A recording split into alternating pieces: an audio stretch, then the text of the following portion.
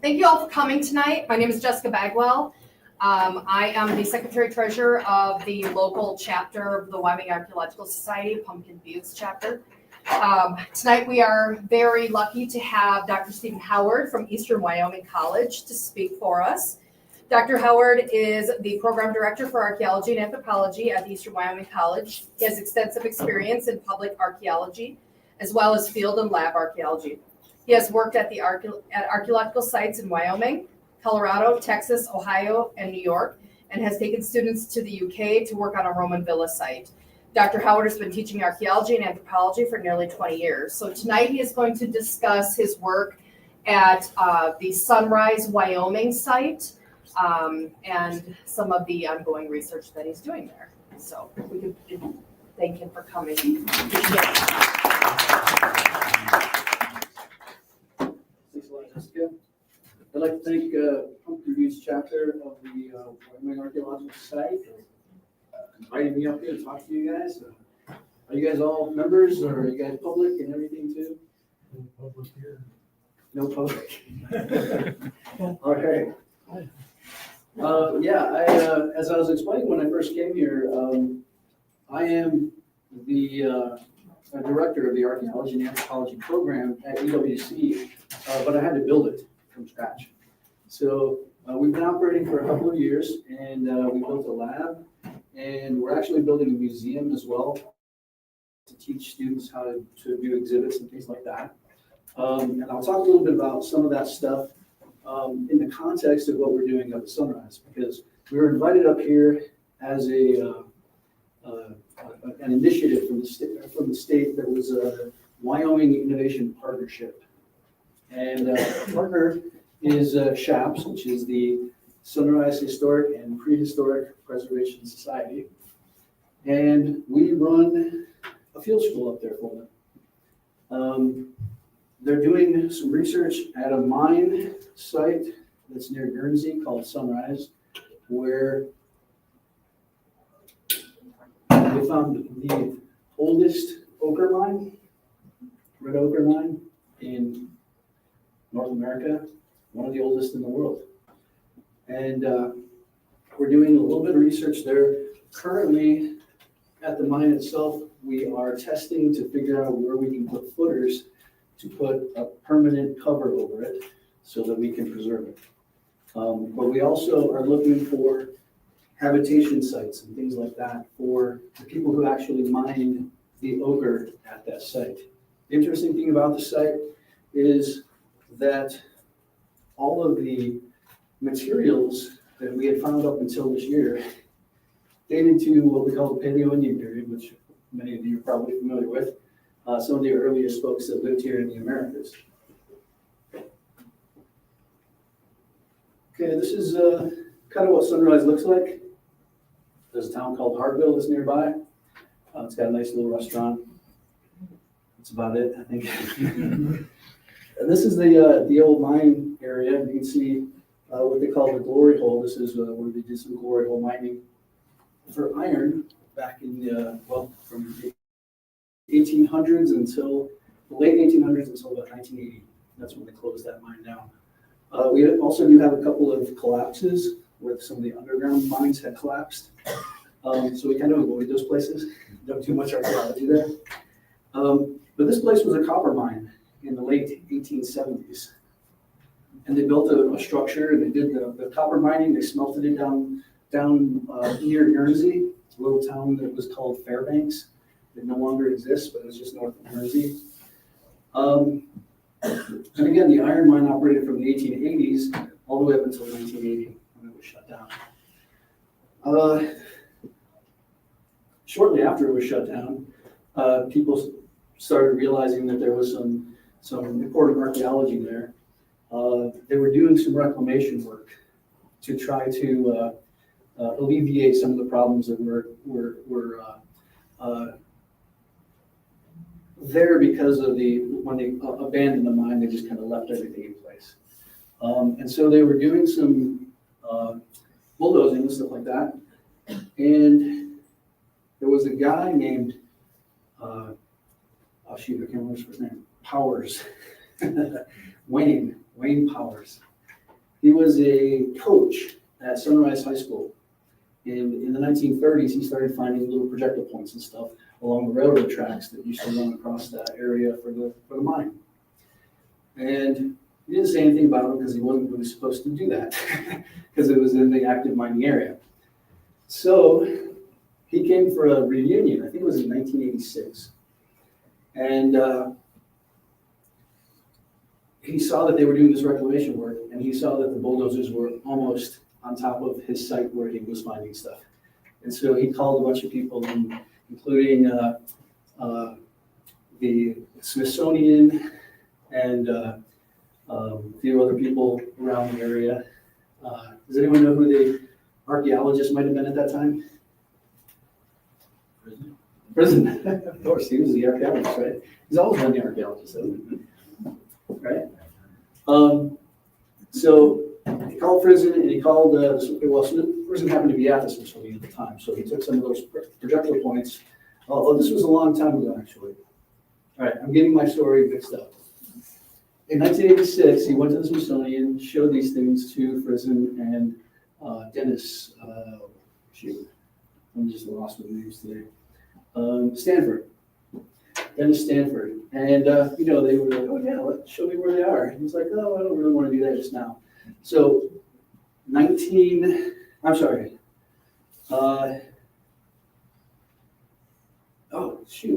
1986. They weren't allowed to get back onto it after that. But in 1986, he contacted them again and said, hey, they're going to destroy this place. And so they came up and everyone got together and they said, hey, stop working. And it just happened to be that it was one day before they were going to actually bulldoze that whole area. So it was one day away from being totally destroyed. After that, the state decided that they would preserve the site, and so they paid for a big berm to be built up. The site is located actually on a little cliff that was right in this area right here. I can show you what that looks like. This is actually the bulldozers and everything getting ready. This is where the site is located. Now Powers, when he was collecting the points, he was collecting them down here. They've been eroding out of the site for years and years. And so they got up there. He kind of knew that they were coming from up there, and that's why he knew that they were going to be destroying that site. So they decided they're going to build a berm coming down from here to protect it. And that's what they did. All right. Flash forward to today.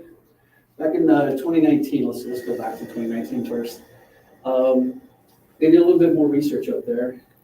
They were gathering some equipment to dig a little trench into the actual mine itself to figure out, the extent of it and everything. And the current state archaeologist was associated with that, Spencer. And they found that, all of these projectile points are still dating to the Paleogene period. Okay, and these include projectile points that were identified as Clovis at the time.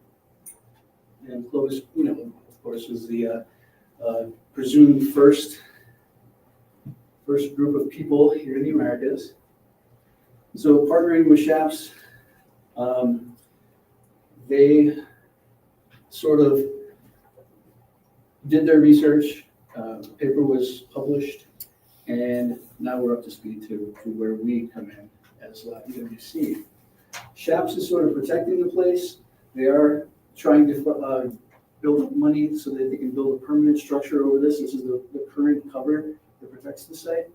These are some of the tests that we did this year and last year to try to find the edges of the site so that we can figure out where to put those footers to protect the main site. The main site trench goes right about here, up through there. And it was kind of assumed that that was the extent of it, so we were going to be able to just go ahead and put a structure, maybe right about there. So we started doing this work, and we realized that there was a little more mining activity than we realized. Up until, like I said, this past summer, all of the things that we had found were Paleo-Indian. So we figured that the Paleo-Indian people mined at this site, and then after the Paleo-Indian periods, people found a better site, one that's more accessible. Because remember, this is up at the top of a 30-foot cliff. And the access is no better from the area above because there's a nice big hill there. Yeah. And there is records of other ochre mines in the area. So one was destroyed when they were creating the Glory Hole pit. And this one apparently they had, no, this was the Chicago mine. Chicago mine is another mining area that's on the other side of the hill. And when they were preparing that Chicago mine, they destroyed this little, what was described as a cave or a crevice, where they described bushel loads of artifacts coming out of. Okay. That one's been completely destroyed. So when we were digging this year, we found the normal things that we expected to find. And normal in this case is, kind of special because it's all Paleo-Indian.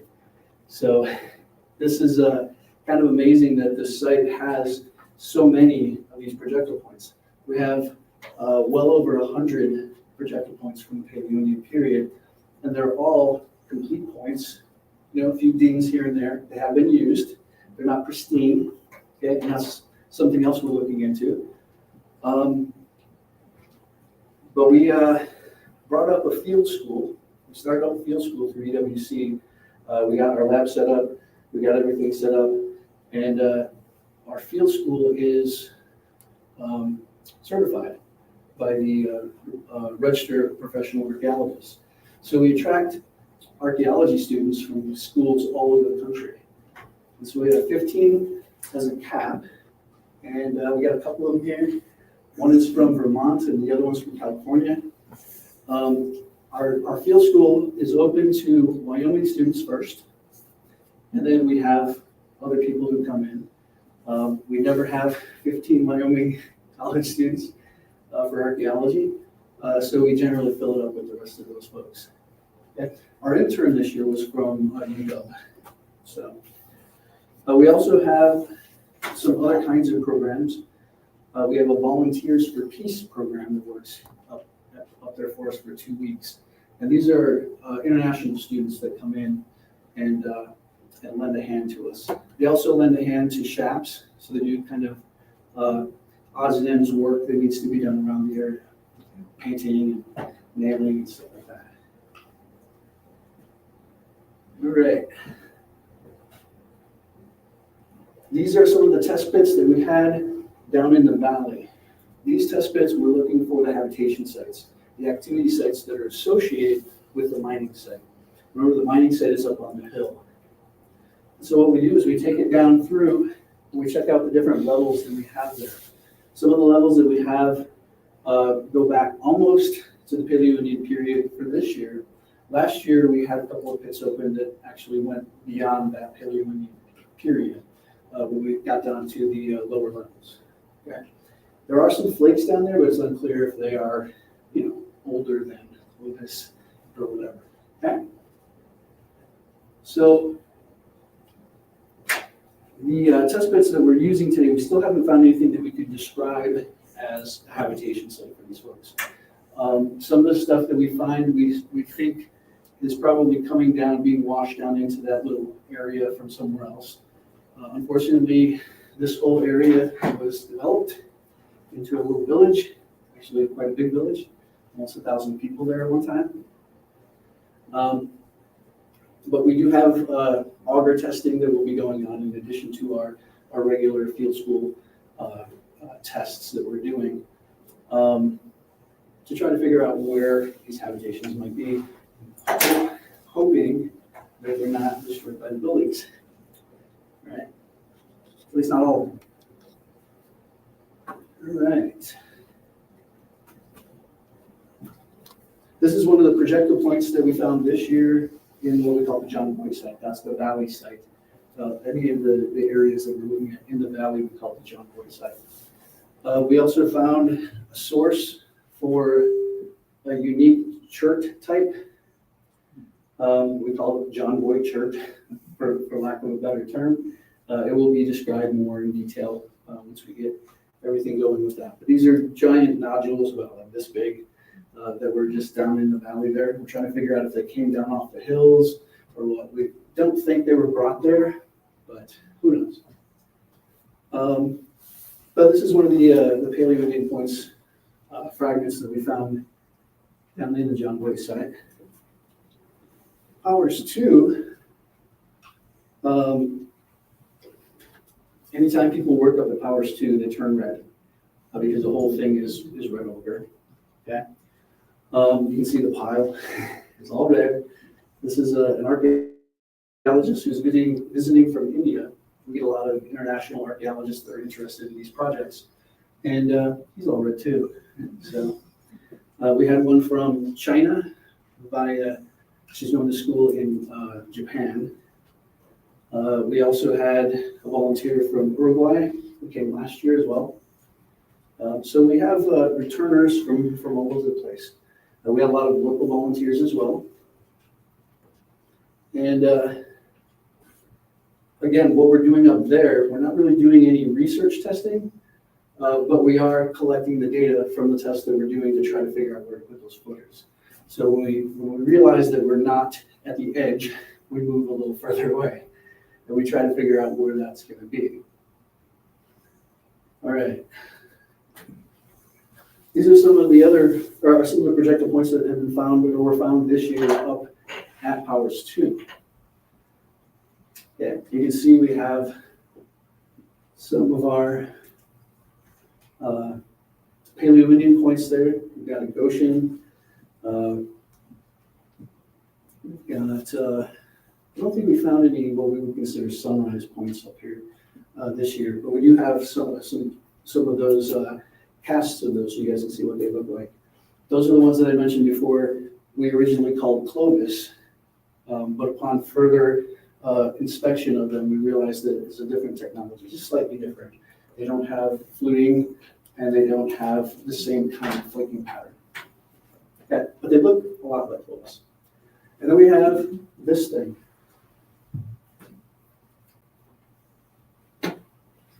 Which is not Paleo-Indian.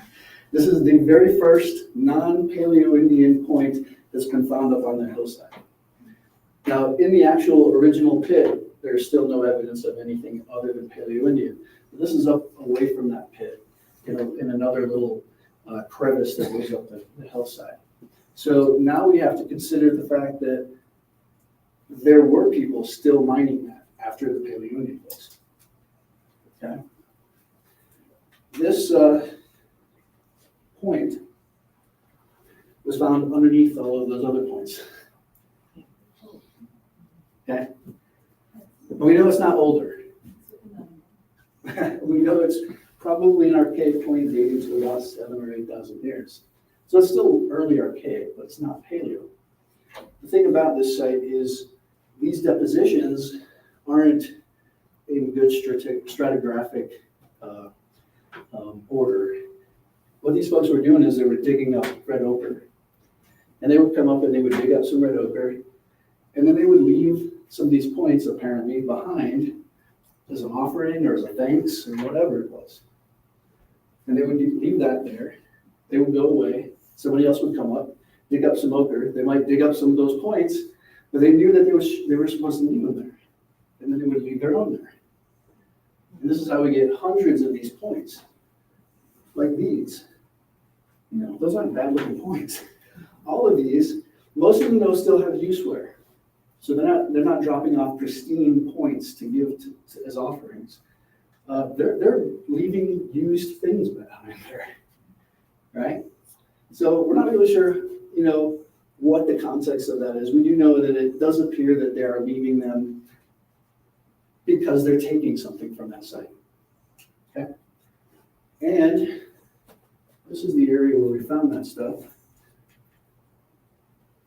Okay, you can see this is all very mixed up. Okay, a lot of red ochre, a lot of other things. Other kinds of artifacts we find up there are bone tools. We find stone tools like scrapers and things like that. We find some hammer stones. We find a lot of different kinds of tools up there besides these projectile points. So it could be that they're leaving some of those behind, or they're using them up there. Yeah. We do find some types of tools that look like they were used to dig with. Okay, we find some bone tools that look like they were used to dig with. We find some shaped stone tools that look like they were used to dig with as well. Upon further inspection of this particular pit, we were able to kind of detect, and you can kind of see it a little bit, not that great in this image, but there's a little line that comes down through here, and it kind of indicates that there is some disturbance. There's a hole dug within the other disturbed part, right? And the archaic projectile point was found in this little area over here. So it could be this is the pit where that was deposited when they were digging up there.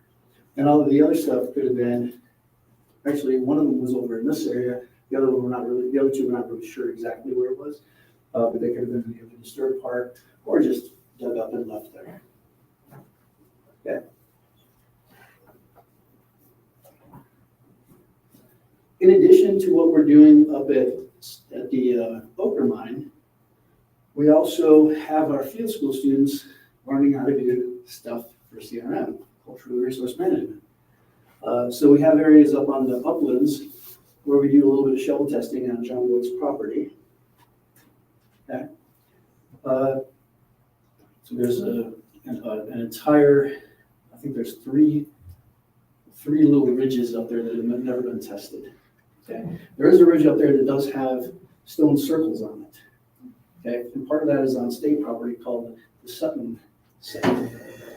And this is sort of a landlocked parcel, but they're working with John Boyd to try to get some sort of access for the public because it is technically part of a Guernsey State Park section. Yeah. So eventually we might be able to just drive up and check out those stone rings anytime. Right? There are some of those stone rings on John Boyd's property. And so what I did was I had my students practice mapping. So they were mapping those stone circles, and then they would compare it to the earlier mapping of those stone circles to see how well they did. So this is all, this part is non-intrusive. The shovel testing was obviously intrusive, but we did find a couple of sites that were never recorded. So it worked out for us. So we can get those recorded in the state records. In addition to those kinds of activities, we have some equipment that we can use to look underneath the ground. That's our radiometer.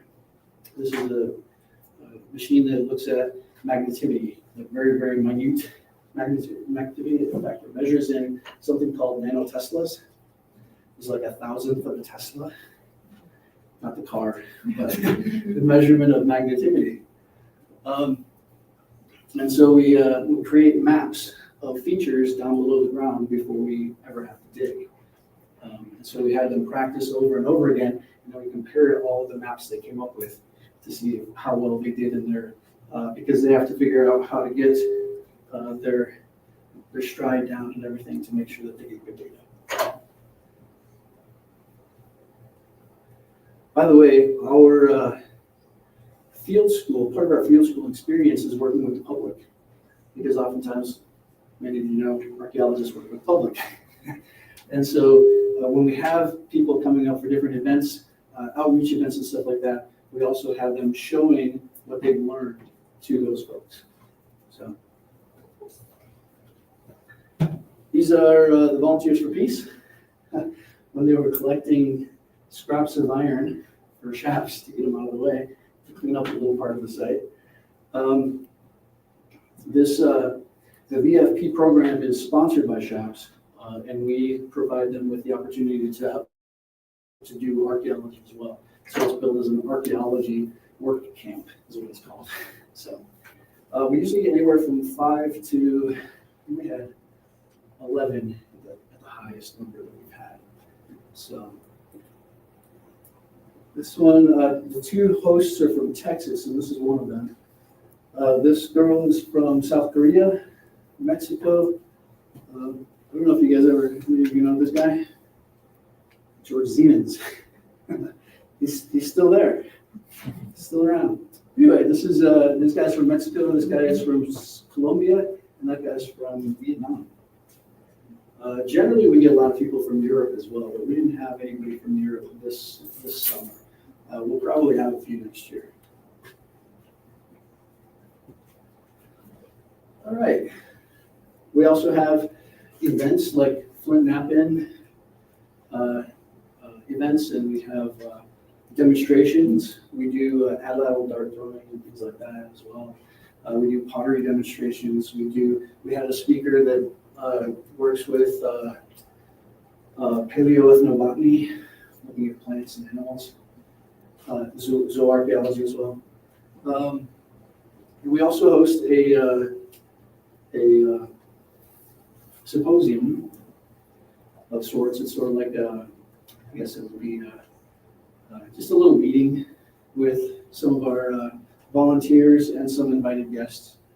Most of the invited guests that we have to speak with us usually stay for a week or two and help us do as well. So that's where the guy from India came from, Parth. This is Ashley Lemke. She's from University of Wisconsin. She came out to dig with us to present some of her work. She works in underwater archaeology, in hunting structures and things like that. This is one of our students explaining what she's doing to some of the visitors at the site. And of course, those two visitors that ended up being volunteers as well, so which often happens. And just to veer off course a little bit, I wanted to talk about our program down at UWC. This is our lab that we built. I don't have any pictures of the museum yet because it's in shambles right now. We're in the process of refurbishing some of the parts like the bathrooms and stuff like that. But the students in the museology course that we teach are currently working on exhibits there too. And we're in partnership with a bunch of local educational tourism places. Our first co-exhibit is going to be with Fort Laramie. They're going to do a little exhibit in one of the spaces.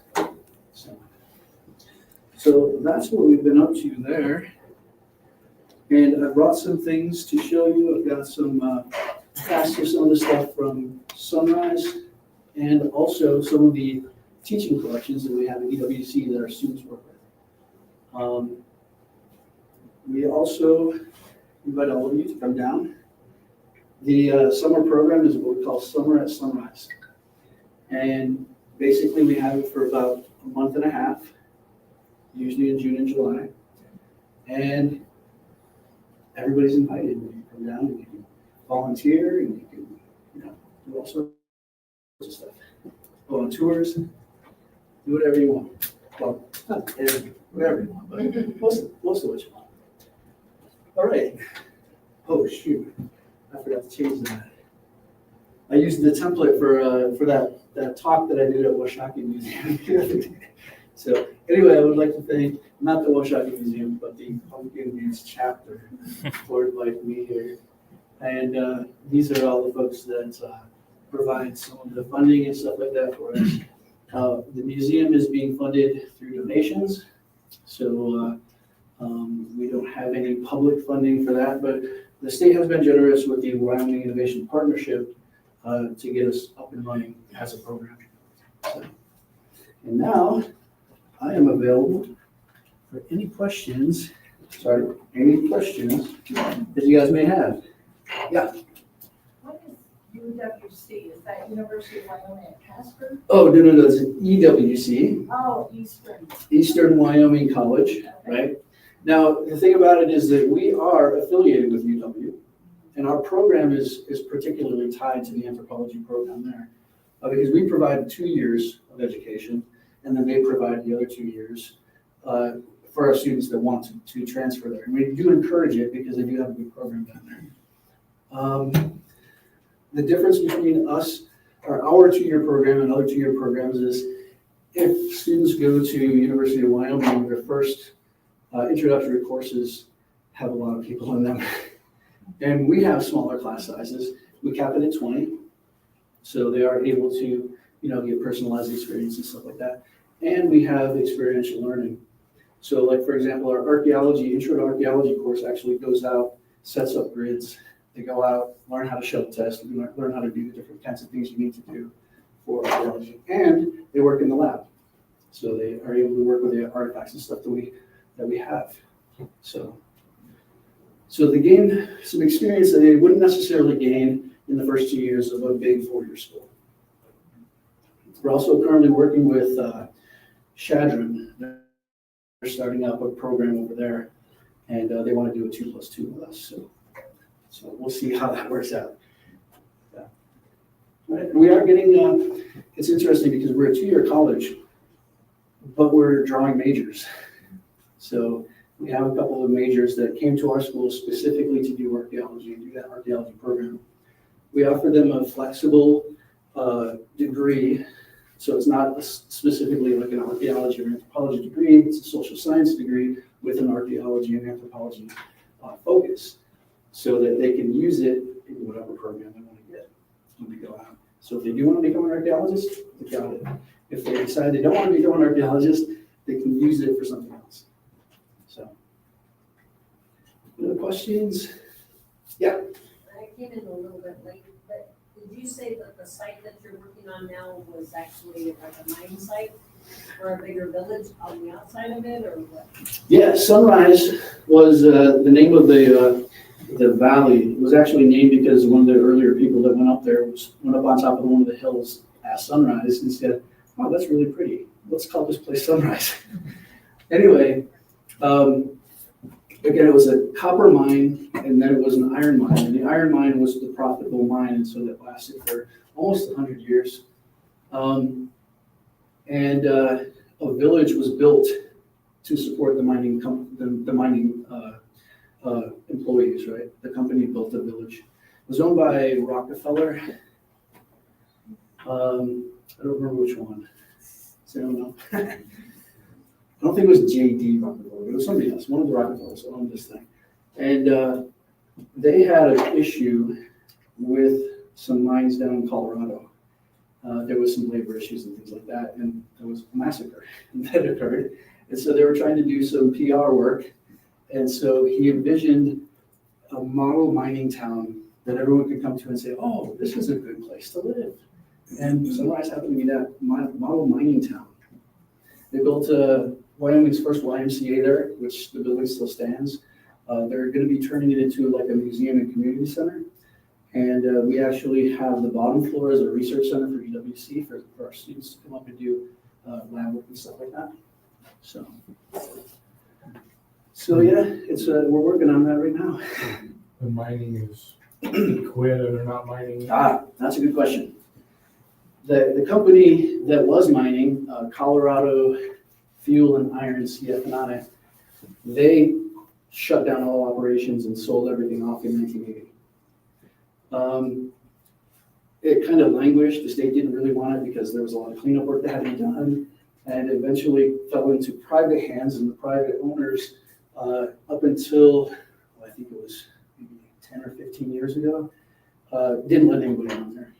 Because people were going up and throwing rocks into the windows of the buildings and trashing everything and stealing stuff and whatever. So they tried keeping everybody out. And then a guy named John Boyd bought the property, and he wanted to mine up there. And so he set up Sunrise LLC, which is an operation that currently takes some of the tailings from the old mining operation. Tailings are the byproduct of mining. It's sort of like waste products that build kind of really big hills all over the place. Well, he takes some of that stuff because it still has iron in it, and he crushes it and he sells it to concrete companies and road-based companies and things like that. So it's still technically being mined. So yeah. Does he block off the livestock from walking over all this stuff? I don't think so. I think there's a fence up on the top, but there's livestock in there sometimes when I go up there. Yeah. We actually had elk up there, which is kind of unusual because we're kind of away from the mountains. But we had some up there this summer. Students, we were driving up there, and one of the students says, "What are those?" This was a student, the one from Vermont, actually. She's like, "What are those?" And I said, "Huh, those are elk." And what are they doing up here? So, but yeah, it's pretty cool. So how long has it been since they discovered there's paleo artifacts at this location? And did the state come in and kind of slow down the mining and to protect the site, the integrity of the site? The mining that's occurring is actually on the tailing hills, which are away from the mine. So yeah, the mine is actually protected pretty well. And SHAPS has the responsibility of keeping it protected. That's why we're trying to build a big cover over it. And because we're in partnership with SHAPS, we're committed to creating that cover and then creating interpretive signs and stuff for people to actually go up in there and check it out.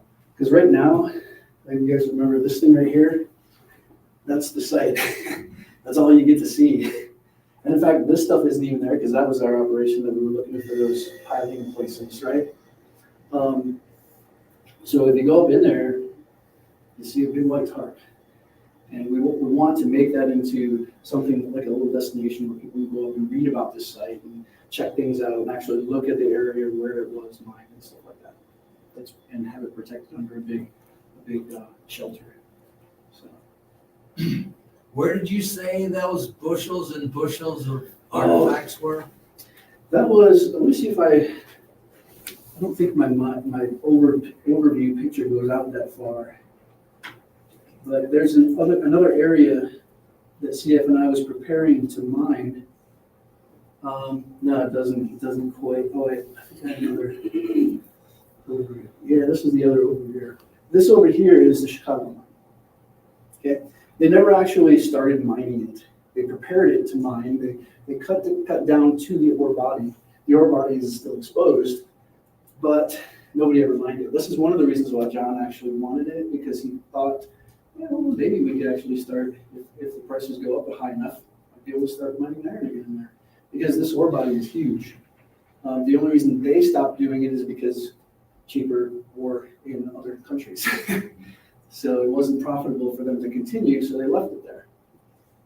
But there's a lot of iron in there still, quite a bit.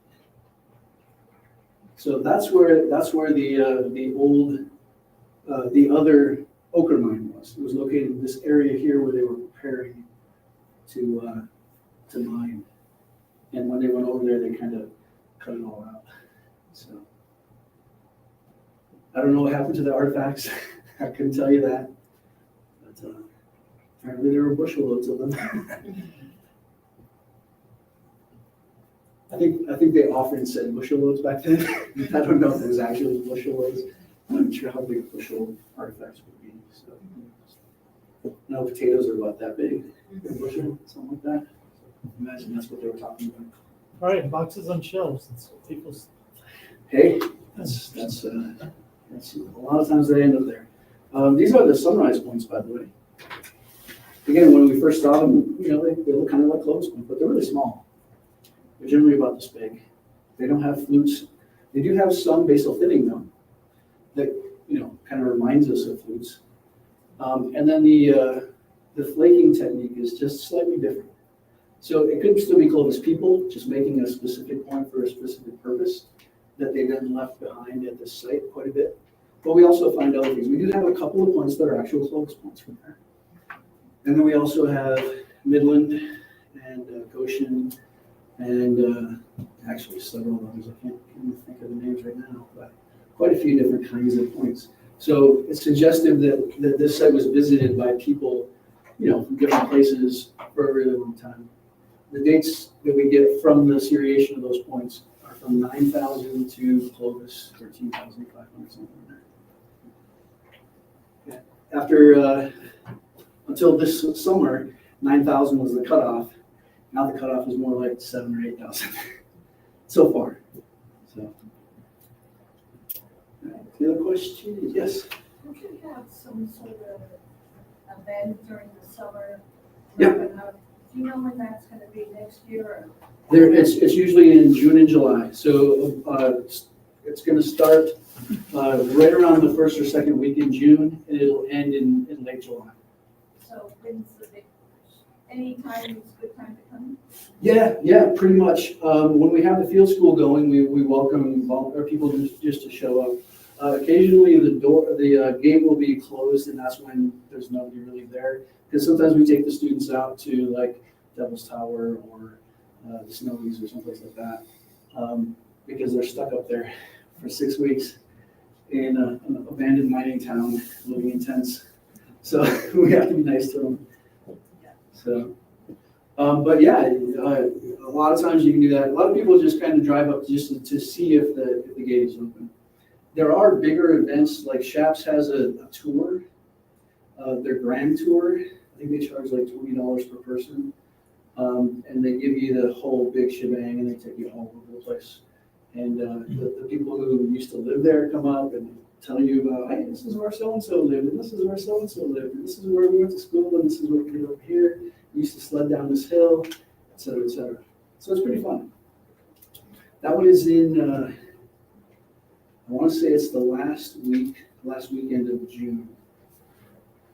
Okay, so somewhere around there. Actually, if you're on Facebook or whatever, you can look for Sunrise. They have their own website, a Shaps website, or Facebook page. They also have a website, and then we have a website as well. Just go through the EWC website and look for Anthropology and Archaeology. We also have a Facebook page, and all of those places will announce when these things are going on. So, but it is in June and July. That's all I know. Somewhere in there, 6 weeks, right in there somewhere. Okay. All right, cool. Why did they value the red ochre, and are there similar sites in North America? There are some red ochre mines in other parts of North America that date to later periods. Ours is the oldest that's known. There is another one in Florida that's submerged, and they don't have really good dates for it, but it could date to around the same time period as ours. What did they use it for? Well, a lot of stuff. Okay, it's really good for painting. Okay, we do know that they used it for painting in rock shelters and caves. Okay, we do find red ochre pictographs in those places. They used it in, I hate using this word, but ceremonial things. We did find some, or they did find some up at the Pearl Mammoth site in a big, like, circular pattern, like on the ground, that looked almost like a little floor or something. We're really not sure what it was used for, but it falls under that category of unknown. So it's got to be ceremonial, right? They use a burial site. They do, yeah. A lot of different cultures. There's a peculiar thing about red ochre is that when you get it wet, actually different kinds of red ochre, it looks like blood. And so there was one time, I actually worked at a place called the Gillette site in Central Texas, and we were coming down on the bedrock, and we had water flowing through the site at that point. And I was excavating a little section, and all of a sudden there was a stream of what I thought was blood. And so I was like, oh shoot, what did I do? And I'm looking all over and I can't find it. And I was like, oh, I nicked a piece of red ochre. But it looked like I had cut myself. And I think that has something to do with it. I think that's one of the reasons that they use it for those types of ceremonial systems in burial contexts. We have found that different cultures sprinkle dead bodies with it. Different cultures will paint certain aspects of it, like artifacts that are put into the burials as well. We have several examples of artifacts that have red ochre basically smeared to it, so it looks like blood. In fact, when people found it, they thought it was blood, but it turns out it's red ochre. So there's a lot of different uses for it, and it's very valuable even today to Native American groups. We still get Native Americans coming to the site to collect samples of red ochre. We don't ask them what they're using it for, but sometimes they volunteer it, you know. Some of them just want to have it because it's part of their culture or whatever, but some people still use it for little ceremonies and stuff like that. You see petroglyphs in the grooves. It's like red in the bottom of that. Is that red ochre that they used in that? Like a paint inside of it? Probably, yeah. Yeah, I don't know what instance you're talking about, but yeah, this is something that they would have used it for.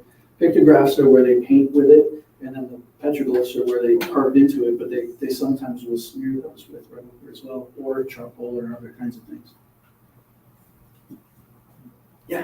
For some of the material you're finding there as left, is it local church or, I mean, have you been able to trace some of the stuff that is left back to other areas of the country? There are a few. There are a few examples of the city, and that would come up. There's a couple of places here in Wyoming that they would have gotten that. We haven't had it tested yet, but we can actually test obsidian to find out exactly where it came from. Chert is a little more difficult to do that with, but the vast majority of artifacts that we find at the site are local. Okay. There's a Hartville Uplift chert that we find a lot of. Spanish digging stuff, yeah. But then we found that thing that we were calling John Boyd chert. They had started finding that a long time ago, and it was just something that nobody knew what it was. And then we found a bunch of these nodules of the stuff, and we know it's very, very local. So, yeah. Any other questions? So do you think they use those slabs of chert to make some of those? They did actually. Not one of those particular ones, but we do Well, I have mean, some. just that was like one of the baseline things of use. Yeah, this John Boyd church stuff, yeah. Yeah, basically, like I said, it's big nodules of it, and it's down in the valley. So it's not coming out of the walls or anything. Apparently, at some point it did. And we're still looking for maybe where that came from, but we might not find that. Chert usually forms in context with limestone, and there's not much limestone. We do find some bands of it here and there, but it's the stuff that we find up there is mostly like schist, and all of the stuff that we find up there is kind of like mixed with iron. So schists and sandstone, and some really cool banded rocks, like red and white. Those are really cool.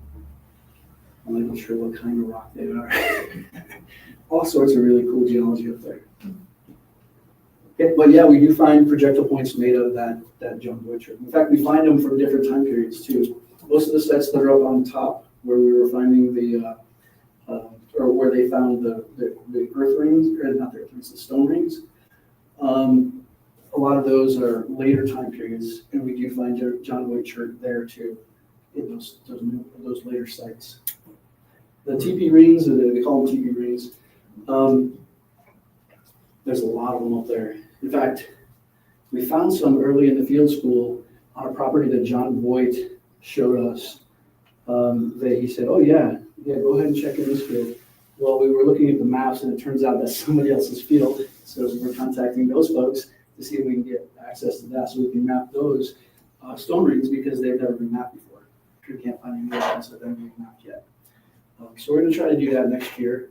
The ones that are up on the other part, the state, UW has mapped them over and over again. And the ones that are on John Boyd's property, we use to help our students learn how to map those kinds of things.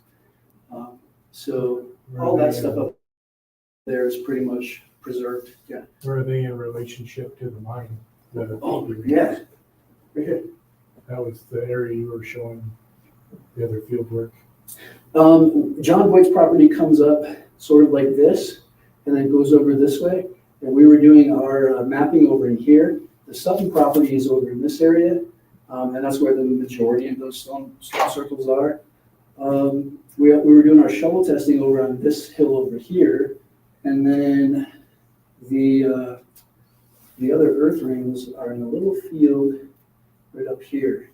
The John Boyd's property cuts across it like this, and this part over here is somebody else's, so we have to get permission from them before we can actually map those out. So, unfortunately, they don't live around local, so they're a little harder to track down than we thought they were going to be. So what's the variety of dates and ages? I mean, carbon dates, fire rings and stuff to see. The rings, the stone rings generally fall under the late prehistoric, or I don't even know, what do they call it out here? Late prehistoric is what we refer to as up until the contact period. I think they might call it similar name up here, right? Just the late. the late time period. This is like, we're looking at 500 years ago to 1,000 years ago, something like that. Okay. These would likely be associated with the historic known tribes of the area, whereas some of this other stuff over here is so far back that we're not really sure where the relationships are. We do know that they're all Native Americans, so they're related in that sense. Okay.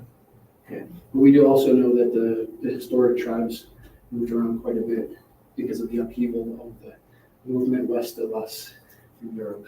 So I say us because I'm from England.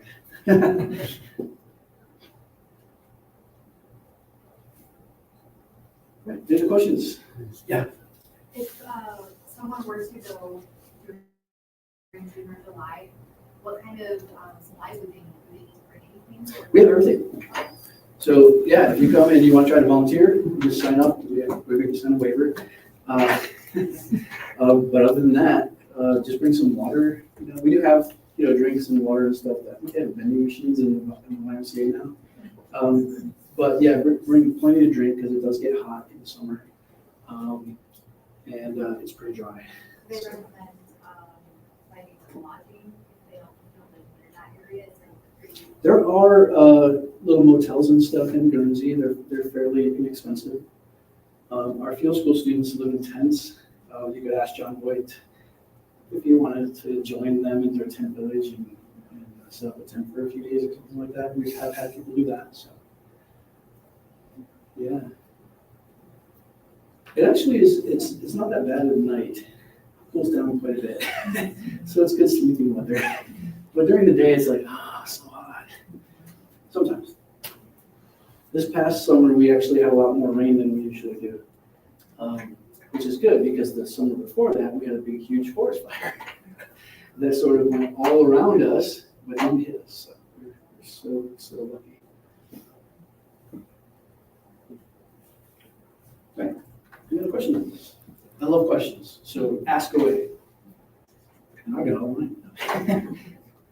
Just do you have maybe top 3 fascinating things that stay memorable with you from your times or from somebody else's times in that region? From Sunrise? Oh, just the sheer number of paleo points in one place is incredible. It's that's something you don't find anywhere else. Now we had quite a bit at the Galt site in Texas. That's a little bit different because that's a place where people lived like year round. There were people there all the time. And the reason we know this is because this is a very stratified site, and we have a lot of evidence. And these were even hunter-gatherer folks, so there was something keeping them there. Of course, they were at the conjoining of 2 ecotones, so they had resources all year round. They didn't have to move around a lot on the landscape like most people do if they're hunter-gatherers. Up here, as far as we know, again, we haven't found places where they stayed, but as far as we know, the main activity of this site is obtaining ochre.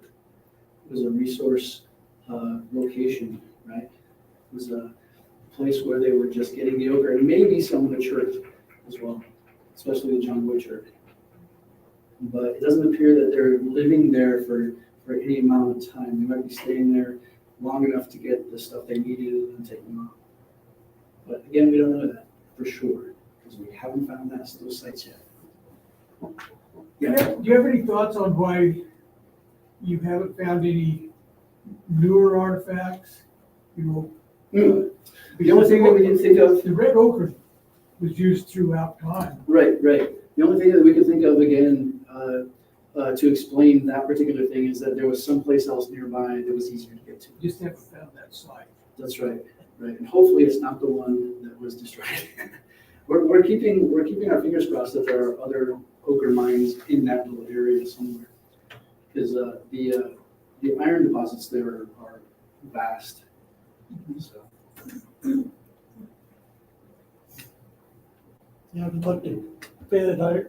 I haven't looked at banded iron formations, common in Wyoming, but in that area. But that's probably what you're seeing there.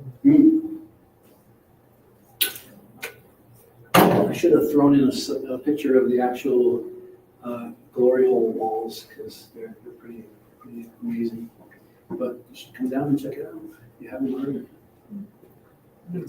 It's huge. That doesn't do it justice.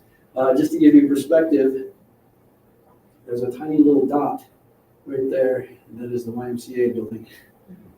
So this YMCA building was built in 1917. Like I said, it was the first one in Wyoming. And they had a bowling alley, they had a basketball court, they had all sorts of amenities for the people who lived there at the time. So they built garages for them once the cars became available, because when they originally built the village, the houses were too close together to park a car next to them. So they built these perimeter garages. And one of them was so long, it had like 90-some garages in it on up the hillside. Pretty cool. Yeah. How far is that from here? About 9 minutes. Yeah, it's not too far. Yep, it's on the way to Manville. Yeah. I was just looking at John Boyd Church and it came up with a picture of John Boyd. That's because we call it John Boyd Church. It doesn't officially have a name yet. Oh, ChatGPT knew about it. Did it? Really? And it said Right. sunrise, actually not sunrise, but Powers 2. Powers 2, yeah. In that area. Yeah. Who is this guy, John Boyd? He's the owner of Sunrise right now. Yeah. It's not the actor. Oh, not the actor. No. No. He's actually from Chugwater, Wyoming. And right now he, like I said, he does a little mining up there.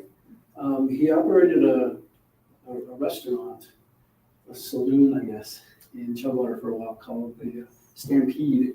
And then he sold that. It's still in operation, but that was his venture down there. And he's like a one-man show. He still plays one-man shows down there. He's got this little get-up where he's got a drum, and he's got little other instruments, and he's got a guitar, and he's got a harmonica, and he just sings and plays all these instruments and things. Yeah. Yeah, there's a lot of ancillary stuff that goes on at Sunrise that's kind of fun, actually. So there's Archaeology Plus. I've seen some evidence, I think it was several decades ago, and I think it was Rock Springs at the petroglyphs. But the state of Wyoming, or the college, had been in there and it did some work and measurements and stuff like that. Do you and other colleges statewide have records of all of these places in the state? The records are mainly kept at UW, but we have access to all of those. We have records of things that maybe we have done, right, and things that we've worked at and stuff like that. But the records are actually kept at UW. You have access to SHPO? Yes. Yeah, in fact, Damian Kirkwood, he's one of the guys who works there. He came up and did a program for our field school students because we have like a CRM focus. And he basically went over the laws and stuff like that and how the state works with the CRM and everything. So yeah, all the regulations and stuff like that. Yeah, we get a lot of people who are working in different places that come up and talk with the students and everything. So they get a lot of experience from Wyoming archaeologists in different aspects of archaeology, whether they're private or public. So, any other questions? If you guys know of any students who are wanting to get into archaeology, we have smaller class sizes, we have personalized experience, and we have actually getting out there and doing archaeology. So you get the experience before you go to your four-year school and got a leg up. We actually, like I said, we have 3 majors right now. We have a couple more that are coming in next year for high school students right now. So it's actually picking up pretty good.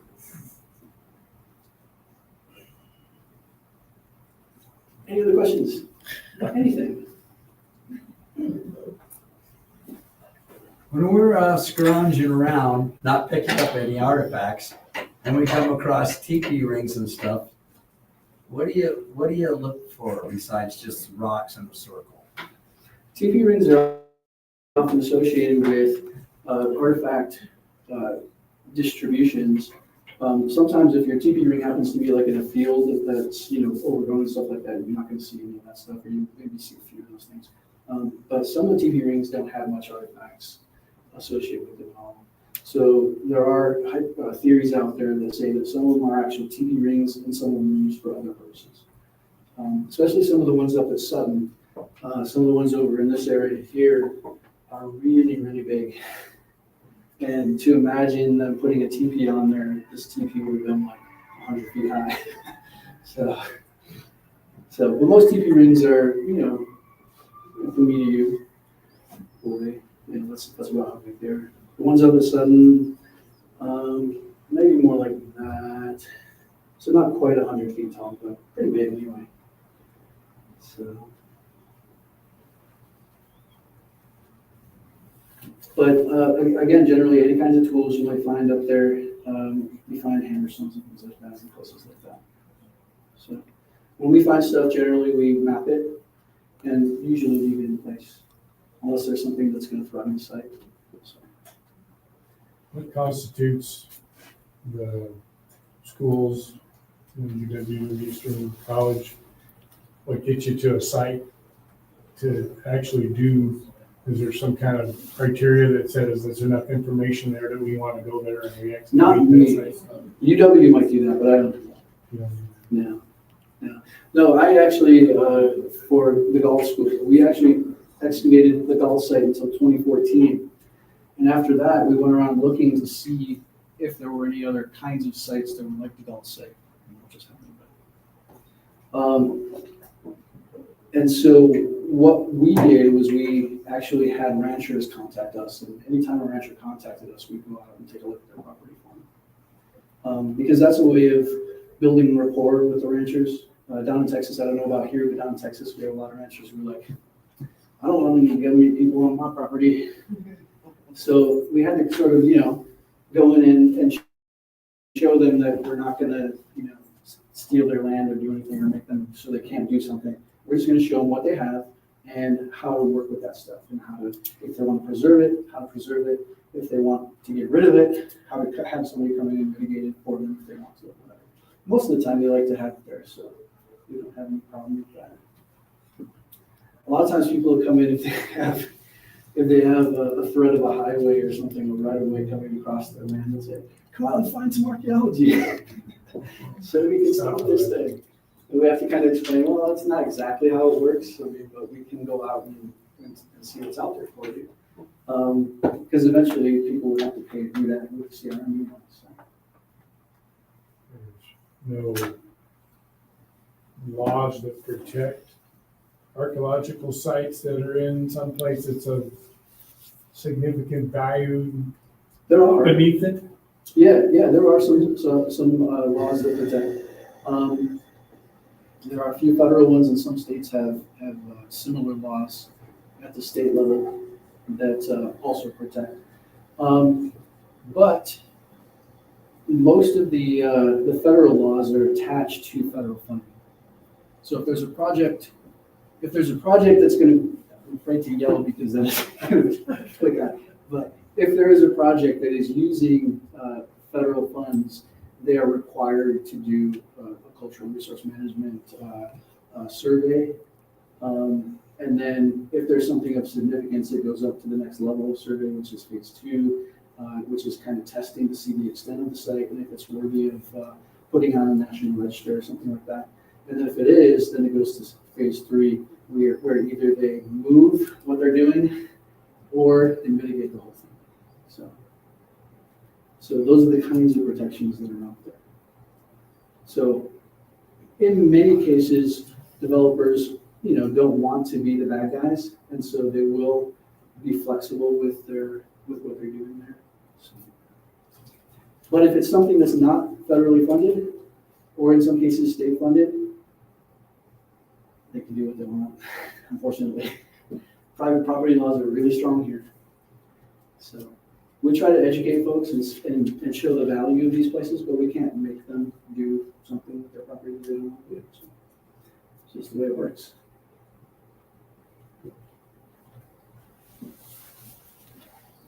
Okay. And once we explain that sort of stuff to the ranchers, they're like, okay, well, maybe you can come out and just check it out. And then when they work with us, they realize that, oh, these folks aren't here to scare us or anything, so they're not gonna do anything to us.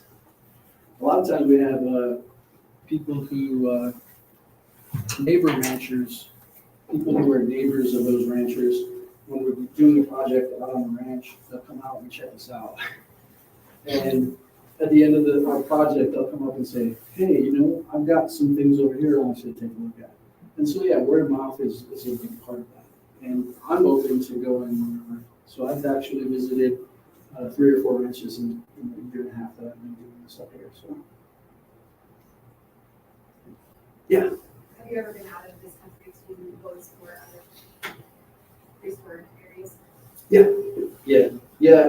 I take, eventually we'll be doing it here at UBC too, but we take students over to the UK to do Roman archaeology. So we work with some local archaeological societies there and set up little digs and stuff, and they give us what they call barbecues, but it's hamburgers and hot dogs.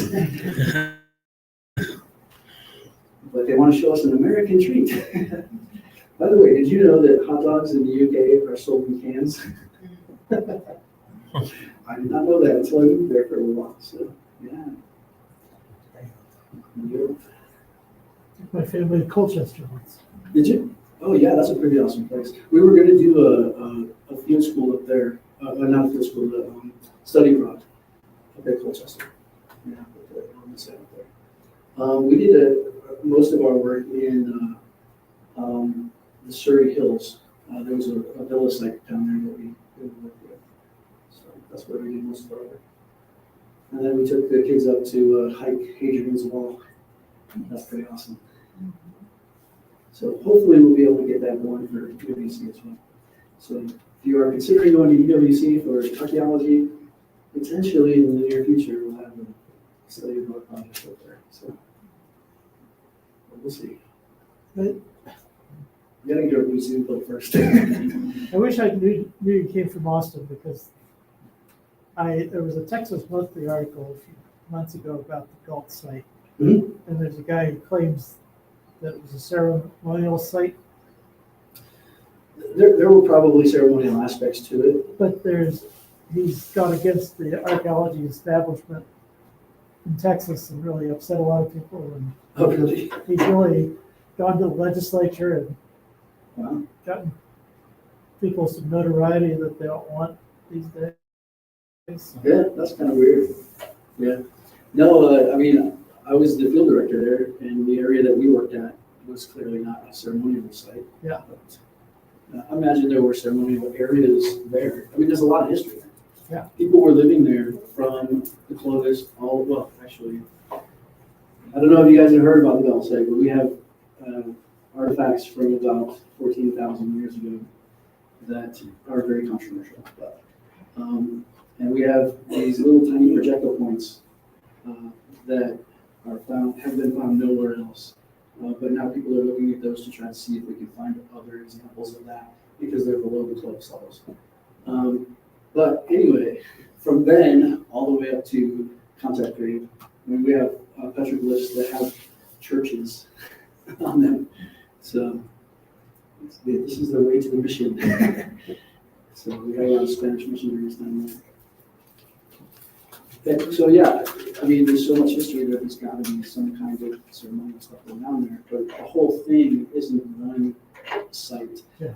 Purpose. It was an interesting article. It was just like, who is this guy? And he has no training. Yeah, I have no idea who you're. So. Yeah. No, maybe it's somebody who, because we used to open it up to people to dig, and we invite people like we do here from all over the world to come and dig, and locals to come and dig. And so if you the person who's out there for maybe a couple of days and decided he was an expert, who knows? Who knows what it is? All right. Any other questions about the sunrise or? Oh, yeah. What I'll do is I'll kind of set them in the middle of the room. You guys can kind of mull around and take a look at some of this stuff. I don't have very many of the sunrise points because they are currently in an exhibit that was made by one of our museology students at UWC. So we couldn't bring those with us. But here's a couple of them that she didn't use for her exhibit. We can pass those around and take a look. These are casts, so they're not the real thing. So, I mean, we don't want you to drop them, but if you drop them, we don't feel bad. And then I've also got some of the teaching collections. So like I said, I've worked in a lot of different places. We've got a collection of Southwest pottery that was donated to the school by a guy named Bruce Bradley. I don't know if you guys ever heard of Bruce Bradley. He's an expert flint knapper. Probably notorious for the salute tree hypothesis. But anyway, he donated a whole bunch of pottery for the students to work with. So there's some of that stuff here showing some of the stuff that's found in the area where I work with him called Wallace Great House. It's originally it was a place where people lived, and then it was a place where they buried people. So these are some of the artifacts that are found in the Midland area on that site. All of this stuff is obviously out of context. This is basically a garbage dump. But earlier on in his career, he would go out and map this stuff out until he realized that nobody was really interested in the mapping of the garbage sites and everything like that. And so he's retired now, and he's getting rid of some of those collections. And so we ended up having some for our teaching collections.